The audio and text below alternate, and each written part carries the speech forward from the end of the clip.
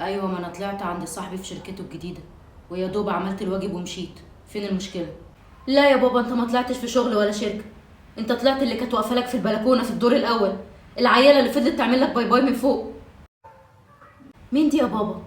مين دي يا بابا اللي انت طالع لها؟ دي شكلها اصغر مني، شكلها اصغر من بنتك. انت مالك اصلا مين؟ وبعدين منين عارفه انك بنتي ومنين عماله تراقبيني وجايه دلوقتي تحققي معايا؟